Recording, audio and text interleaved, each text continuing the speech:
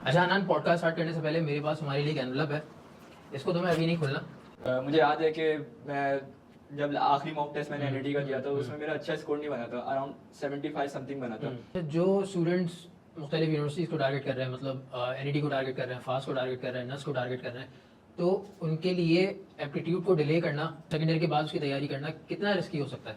Aptitude को ज़्यादा time देता था मैं दिन में, और जो सेकंड ईयर उसे कम टाइम देता था। तो अगर आपके पास चॉइस हो कि आपको एनईटी की प्रिपरेशन दोबारा करनी है, तो आप ऑनलाइन क्लासेस को चूज़ करेंगे या फिजिकल क्लासेस को प्रेफर करेंगे? अगर आज एनईटी का पेपर अभी कंडक्ट करवा दिया जाए तो क्या 97 क्रॉस हो जाएगा? एक इंसान के लिए उनके माँ बाप भी अच्छा सोचते हैं, कोई दूसरा आपके लिए कभी भी अच्छा नहीं सोच सकता। अगर आप एनईटी 2027 के स्टूडेंट होते तो अपनी प्रिपरेशन कब स्टार्ट करते?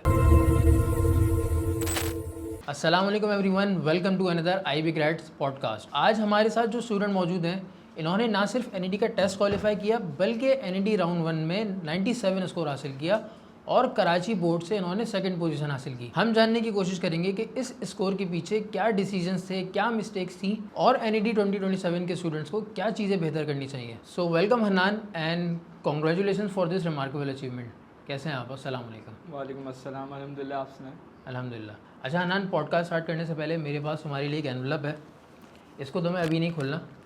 इसमें 3 क्वेश्चंस हैं, सही है? इसको आप अपने पास रखें, इसको अपनी पॉकेट में रखें। मैं ड्यूरिंग पॉडकास्ट मैं कभी भी किसी टाइम भी आपसे बोलूँगा कि आप इस एनवलप को निकालें और इन 3 क्वेश्चंस का मुझे आंसर दें, ठीक है? आप इसको अपने पास रखें अभी। तो चलें पॉडकास्ट का स्टार्ट करते हैं। और सबसे पहले हन्नान मुझे ये बताएं कि जब आपकी एनईटी में सेकंड पोजीशन आई तो सबसे पहले आपका क्या रिएक्शन था? खुशी थी सबसे ज़्यादा, और थोड़ा रोया भी था, क्योंकि बहुत मेरे लिए बहुत बड़ी अचीवमेंट थी अपनी ड्रीम यूनिवर्सिटी में इतना बड़ा स्कोर अचीव करके डायरेक्ट एडमिशन लेना। अच्छा, राउंड 1 में जब आपका 97 स्कोर आया तो आपने एक्सपेक्ट किया था ये स्कोर? एक्सपेक्ट तो मैंने 100 आउट ऑफ 100 करा था, और मेरी कोशिश भी यही थी कि 100 आउट ऑफ 100 ही आए, लेकिन 95 प्लस आपको लगता है अचीवेबल एक्सपेक्ट था ये इजीली अचीव हो जाएगा? जी सर। आपका एनईडी मतलब फ्रॉम द वेरी स्टार्ट आपका टारगेट था, या आपने इसको सेकेंड ईयर के दौरान आपको किसी से काउंसलिंग हुई, या किस वजह से आपने एनईडी को टारगेट किया? मेरा टारगेट एनईडी तो बचपन से था। मैं क्योंकि बचपन से सुनता आया था कि एनईडी क्योंकि हम कराची में रहते हैं तो एनईडी का एक नाम भी है, और मेरी बड़ी बहन है, उन्होंने भी एनईडी से पढ़ा था। तो मुझे और सबसे बेहतर चीज़ जो मुझे अच्छी चीज़ लगती थी बेसिकली वो ये थी कि एनईडी जो प्रोग्राम्स ऑफ़र करती है, जैसे कि मेरे लिए जो पसंदीदा फील्ड थी वो सॉफ्टवेयर इंजीनियरिंग थी, तो सबसे अच्छा जो प्रोग्राम ऑफ़र करता है एनईडी वो सॉफ्टवेयर इंजीनियरिंग की है। तो बस मैंने फिर 8th क्लास में ही माइंड बना लिया था कि एनईटी में जाना है और बस मेहनत करनी है उसके लिए। अच्छा, इस दौरान आपको जब आप प्रिपरेशन कर रहे थे इसकी, तो कोई डाउट आया ऐसा कि यार ये अचीव नहीं हो पाएगा मुझसे, या कोई मुश्किलात हैं ऐसी, या कोई चैलेंजेस हैं जो आपने सोचा हो कि यार ये चैलेंज है, इसको मैं कैसे ओवरकम करूँगा? डाउट तो आ रहे थे जब प्रिपरेशन में कर रहा था। जैसे मुझे रिज़ल्ट्स नहीं मिल रहे थे, मैं अपनी पूरा 100% प्रिपेयर करके पेपर वगैरह दे रहा था, लेकिन FLBs वगैरह, मॉक टेस्ट वगैरह, लेकिन मुझे वैसे रिज़ल्ट्स नहीं मिल रहे थे जैसे मेरी तैयारी थी, जैसे आपकी एक्सपेक्टेशन थी। लेकिन फिर मैंने एक चीज़ सोचा कि एंड में मैं मेहनत तो कर रहा हूँ, मुझे एंड में इसका फल ज़रूर मिलेगा, तो बस गिव अप नहीं करा मैंने और बस लगा रहा रिज़ल्ट की परवाह किए बगैर। अच्छा, 97 स्कोर दिखने में शायद इजी लगता हो या ना भी लगता हो, लेकिन अगर हम आपकी इस जर्नी को रिवाइंड करें और आपको थोड़ा सा पीछे लेके जाएं, तो आपने ये प्रिपरेशन कब स्टार्ट की थी और क्या लेवल था, किस तरह से इसको स्टार्ट की थी? मैंने प्रिपरेशन अपनी जल्दी स्टार्ट की थी, अर्ली बैचेस में इनरोल करा था मैंने। बैच नंबर 2 का था मैं स्टूडेंट, और ये मेरे ख्याल में अगस्त के बीच में, मिड ऑफ अगस्त स्टार्ट हुआ था क्लासेस। तो मैंने बस सोचा था कि जल्दी प्रिपेयर करता हूँ और ताकि जल्दी अच्छी तैयारी भी हो और एंड में प्रैक्टिस करने का बहुत मौका मिले। तो किसी ने आपको मशवरा दिया था ये करने का, या आपने ख़ुद से था कि यार मुझे जल्दी स्टार्ट करना चाहिए? क्या क्या रीज़न था इसके पीछे? मुझे बहुत सारे लोग कहते भी थे कि जल्दी स्टार्ट करो, बहुत सारे ये भी कहते थे कि इतनी परवाह नहीं करो, एंड में कर लेना। लेकिन फिर मैं जब खुद देख रहा था लोगों को कि मैंने सरकमस्टांसेस देखे कि क्या कहते हैं बोर्ड के पेपर्स भी आ जाते हैं और फिर एंट्री टेस्ट भी आ जाते हैं। जैसे लास्ट ईयर का मैंने देखा था कि बोर्ड का पेपर था, उससे जस्ट 1-2 हफ्ते पहले एनईटी का पहला राउंड हो गया। अच्छा। और जैसे ही बोर्ड के पेपर्स खत्म हुए उसके फ़ौरन 2-3 दिन के बाद ही दूसरा राउंड भी हो दूसरा गया। राउंड स्टार्ट हो गया। तो बच्चों के पास एक तो टाइम नहीं था प्रिपेयर करने के, क्योंकि बोर्ड्स भी ज़रूरी है और साथ में एंट्री टेस्ट भी, तो उसको साथ मैनेज करना और तो बर्डन बढ़ जाता है बच्चे पे। तो मैंने खुद सोचा कि क्यों ना मैं जल्दी तैयारी कर लूँ ताकि एंड में मुझे इतनी प्रॉब्लम फेस ना करना पड़े। आपका सबसे वीक एरिया कौन सा था? मतलब अगर मैं सब्जेक्ट के हवाले से पूछूं तो कौन सा ऐसा सब्जेक्ट था या कौन सा ऐसा कोई टॉपिक था स्पेसिफिक जो आपको लगता है यार ये जो है वो काफ़ी चैलेंजिंग रहा मेरे लिए और ये बहुत डिफ़िकल्ट सब्जेक्ट है इसको तैयारी करना? डिफ़िकल्ट तो मुझे कोई भी नहीं लगा। मैं अल्हम्दुलिल्लाह सब में मुझे सबसे ज़्यादा मैथ्स फिजिक्स केमिस्ट्री तीनों में अच्छा था, लेकिन इंग्लिश में भी मैं अच्छा था, बैड नहीं था। लेकिन जो वोकैब थी इंग्लिश की उसमें मुझे बहुत प्रॉब्लम फेस करनी पड़ रही थी। उस सिर्फ वोकैब की वजह से मेरे पूरे मार्क्स गिर रहे थे मॉक टेस्ट वगैरह में। तो सबसे ज़्यादा डिफ़िकल्टी मुझे इंग्लिश के मॉक टेस्ट में हुई, तो मैंने उस पर बहुत अपना वर्क करा। तो फिर आपने इसको किस तरह से जो है वो टैकल किया कि कोई ऐसी कोई स्पेसिफिक स्ट्रेटजी यूज़ करी या किस तरह से जो है वो आपने इसको इम्प्रूव किया? मैंने हफ्ते में बस एक दिन बनाया हुआ था कि संडे वाले दिन इंग्लिश की पूरी तैयारी करूँगा। लेकिन जो वो कैब थी उसके लिए मैंने सोचा ये था कि रात में सोने से पहले 2-3 टेस्ट अटैम्प्ट कर लूँगा और सुबह जैसे ही उठूँ उसी टेस्ट को री अटैम्प्ट कर लूँगा ताकि वो चीज़ मुझे याद हो जाए, दोबारा मेरी कॉल हो जाए, सारी चीज़ें हो जाए। और संडे को फिर मैं जो पूरा हफ्ता मैंने याद किया वोकैबुलरी उसको एक दफ़ा रिव्यू कर लूँगा, तो मुझे और पक्की हो जाएगी वो चीज़। अच्छा, एक चैलेंज ये आता है अक्सर स्टूडेंट्स को कि उनको सेकेंड ईयर और एप्टीट्यूड दोनों को साथ चलाना जो है वो डिफ़िकल्ट लगता है, मैनेजेबल नहीं लगता। तो आपने इसको किस तरह से जो है वो मैनेज किया, क्या रूटीन बनाई अपनी और किस तरह से किया? मेरी रूटीन तो ये थी कि मैंने दोनों का टाइम डिवाइड कर दिया था। एप्टीट्यूड को ज़्यादा टाइम देता था मैं दिन में और जो सेकंड ईयर उससे कम टाइम देता था, क्योंकि मैं जो चीज़ एप्टीट्यूड में पढ़ रहा हूँ वही सेकंड ईयर में भी पढ़नी है मुझे। तो दोनों तरफ से मुझे फ़ायदा होता है, लेकिन मैं मेन फोकस एप्टीट्यूड पे होना चाहिए था मेरा, क्योंकि यूनिवर्सिटी का एंट्री टेस्ट में आपका कॉन्सेप्ट क्लियर होना चाहिए बेसिकली।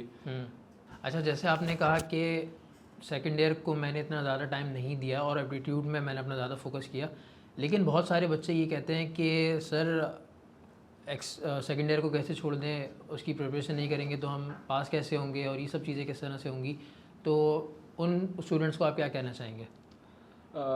मैं बस यही कहूँगा कि मेन जो चीज़ है वो एंट्री टेस्ट है आपका। सेकंड ईयर भी ज़रूरी है, लेकिन सबसे ज़्यादा ज़रूरी एंट्री टेस्ट है। वक्त दोनों को देना है, ऐसा नहीं कि एक को वक्त देना है एक को वक्त नहीं देना, वक्त दोनों को देना है, लेकिन सबसे ज़्यादा एंट्री टेस्ट को। मेरी खुद का अगर पर्सनल रूटीन बताऊँ तो मैं सुबह उठता था फजर की नमाज के बाद नाश्ता वगैरह करके फिर मैं बैठ जाता था, ज़ोहर तक मैं एप्टीट्यूड को टाइम देता था। उसके बाद फिर जितना ही मेरा टाइम होता था वो सेकंड ईयर के लिए होता था।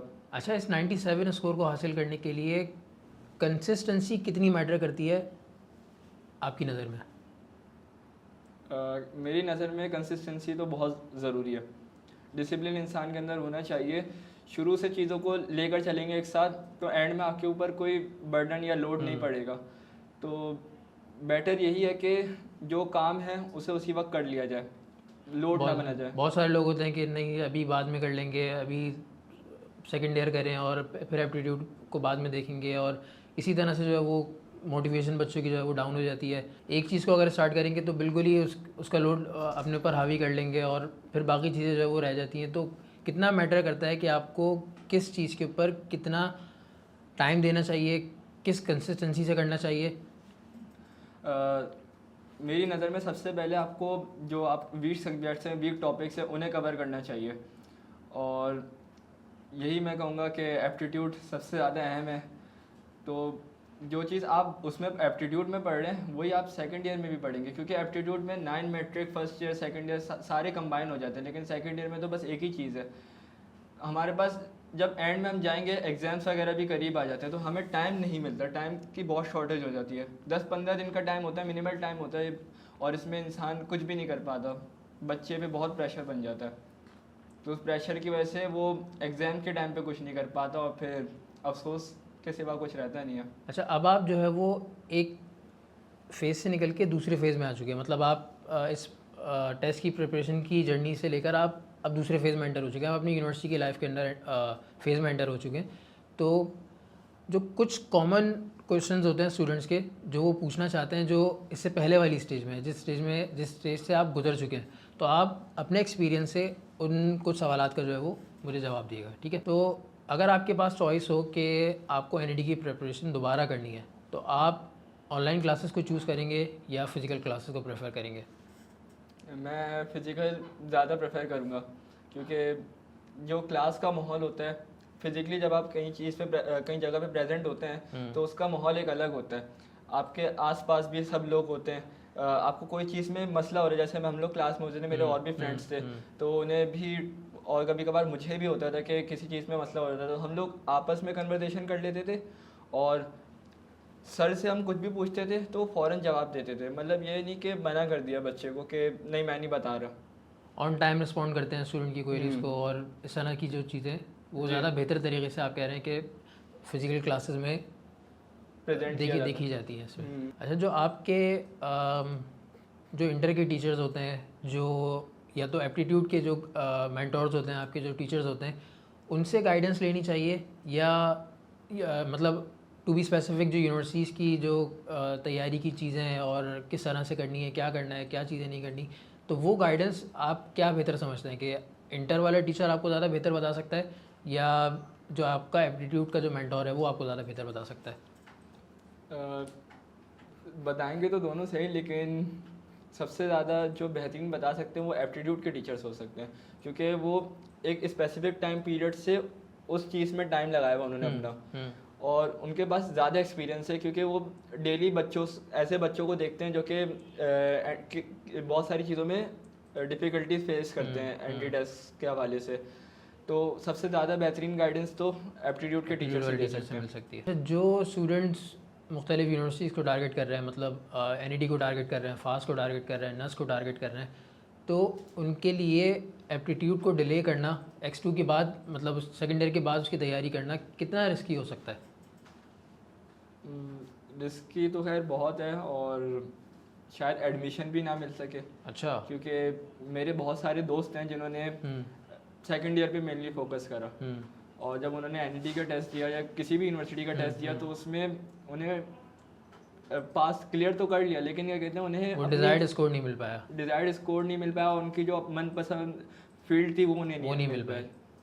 तो ये सबसे बड़ा जो है वो स्टूडेंट चैलेंज करते हैं जो डिले स्टार्ट करते हैं, मतलब सेकेंड ईयर के बाद तैयारी को स्टार्ट करना शुरू करते हैं। जी, ये बहुत बड़ा ड्रॉबैक है बच्चों के लिए, तो बेटर यही है कि आप जल्दी स्टार्ट करें। अच्छा हनान, मेरा एक क्वेश्चन है, वो ये कि आपकी नज़र में जो बच्चा from the very start 9th से, मैट्रिक से, फर्स्ट ईयर से, सेकेंड ईयर से, वो किसी कोचिंग में पढ़ता हुआ आ रहा है या किसी क्लासेस के अंदर पढ़ता हुआ आ रहा है, ग्रुप स्टडी करता हुआ आ रहा है, ग्रुप स्टडी से मुराद किसी कोचिंग में ही जो है वो उसने एडमिशन लिया हुआ है, और एप्टीट्यूड की तैयारी के लिए वो ऑनलाइन की तरफ अगर वो ऑनलाइन की तरफ जाना चाहता है, मतलब जैसे आपको पता होगा कि मुख्तलिफ़ यूट्यूब चैनल्स बने हुए हैं, मुख्तलिफ़ ऑनलाइन प्लेटफॉर्म्स हैं जहाँ पे आपको रिकॉर्डेड लेक्चर्स और इस तरह की चीज़ें जो है वो प्रोवाइड की जाती हैं।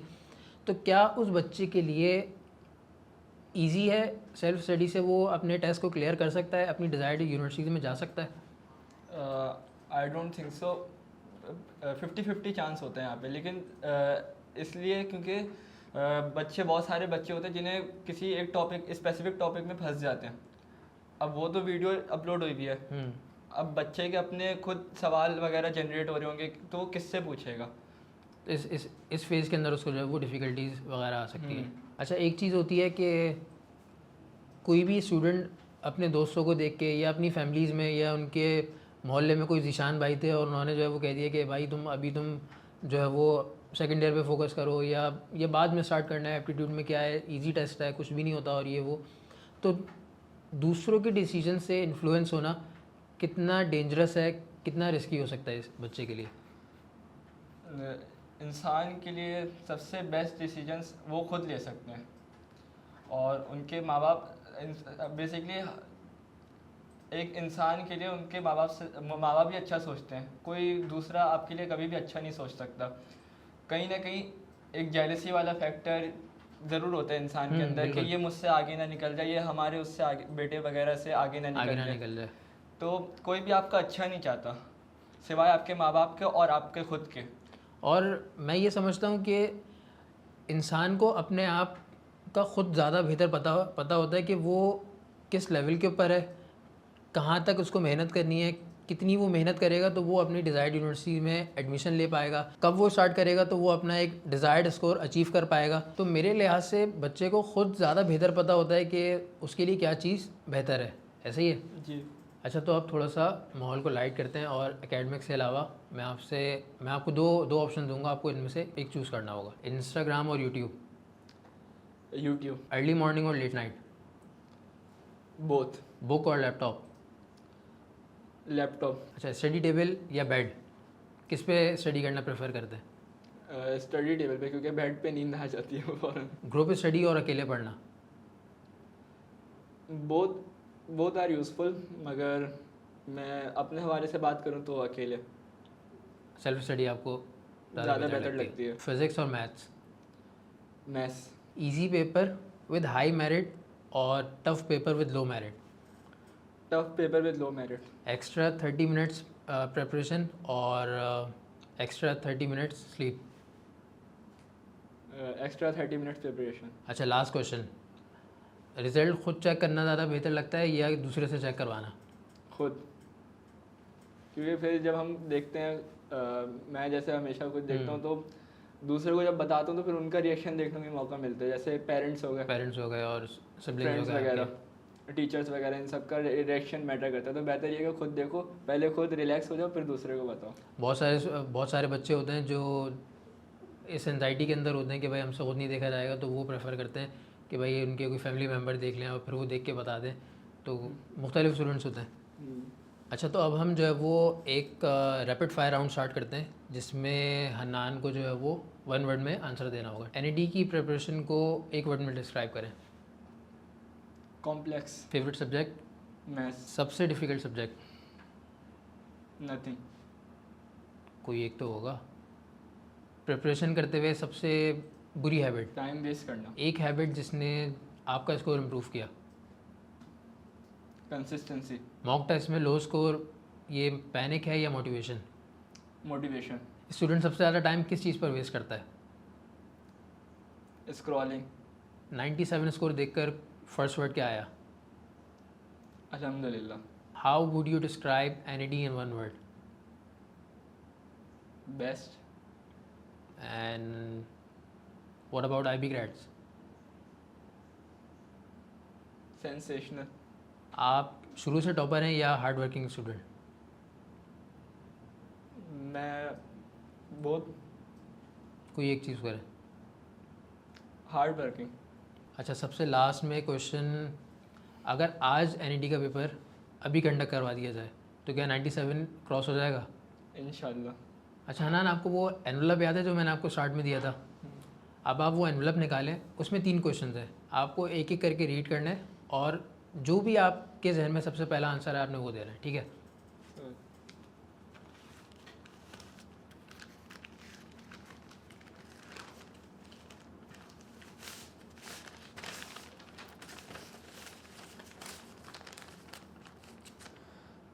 क्वेश्चन नंबर 1, अगर कल तुम्हारा 97 स्कोर और सेकंड पोजीशन दोनों ही रेज हो जाएं तो अब तुम अपने आप को कहाँ देखते हो?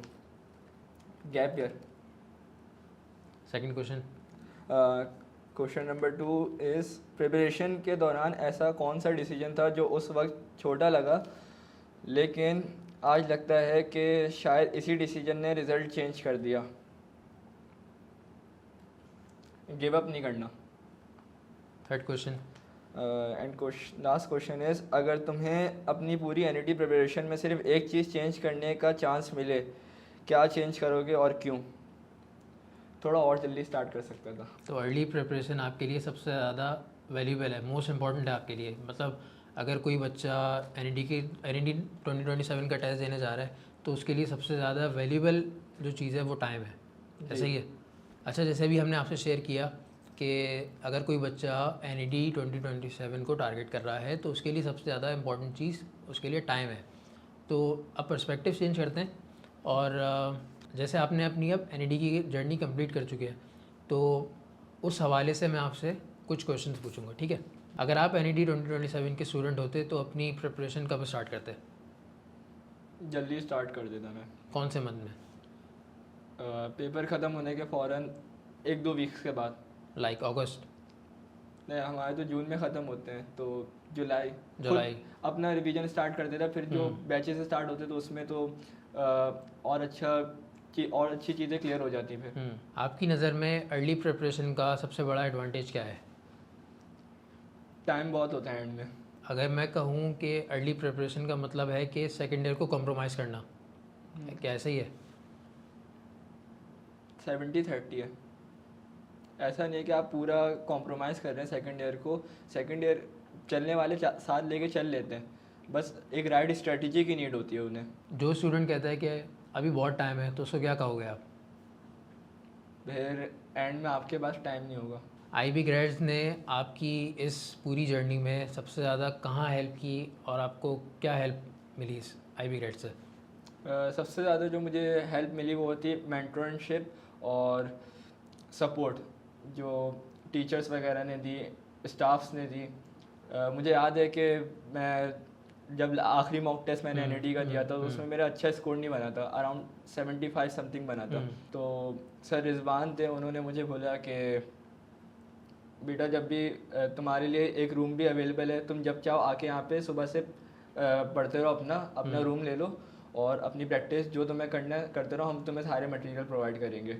तो एक ये सपोर्ट बहुत मैटर करती थी मेरे लिए उस टाइम पे, क्योंकि बहुत डिफ़िकल्ट पीरियड था। मुझे समझ नहीं आता कि मैं किस तरीके से तरफ जाएँ, कहाँ कि मैं 100 अचीव, मैंने अपने आप को डाउट भी करा कि मैं 100 अचीव कर भी पाऊँगा कि नहीं, क्योंकि रिज़ल्ट नहीं आ रहे थे। लेकिन बस टीचर ने सपोर्ट अच्छा दिया, और ये कि मैंने खुद भी फिर गिव अप नहीं करा रिज़ल्ट के बगैर सोचे समझे। अच्छा, जैसे आपने देखा होगा इस हन्नान की जर्नी में सबसे ज़्यादा इम्पोर्टेंट जो चीज़ थी वो सबसे पहले कंसिस्टेंसी, और दूसरी चीज़ अर्ली स्टार्ट करना, अर्ली बैचेस में ज्वाइन करना। और अगर आप सेल्फ स्टडी करते हैं या किसी इंस्टीट्यूट में जाके पढ़ना चाहते हैं, तो आपको अपनी प्रिपरेशन अर्ली स्टार्ट करनी पड़ेगी, तभी जाके आप अपनी डिज़ायर्ड यूनिवर्सिटी में एडमिशन हासिल कर सकेंगे। और जो स्टूडेंट एनईडी 2027 को टारगेट कर रहे हैं, तो उनके पास जो सबसे ज़्यादा वैल्यूबल चीज़ है वो है टाइम। तो इस टाइम को अच्छे तरीके से यूटिलाइज़ करें, सही टाइम पे डिसीजंस लें, सही जगह से प्रिपरेशन करें, ताकि आप भी अपनी डिज़ायर्ड यूनिवर्सिटी में एडमिशन हासिल कर सकें। So Hannan, thank you for joining us and congratulation once again. So will see you in our next podcast.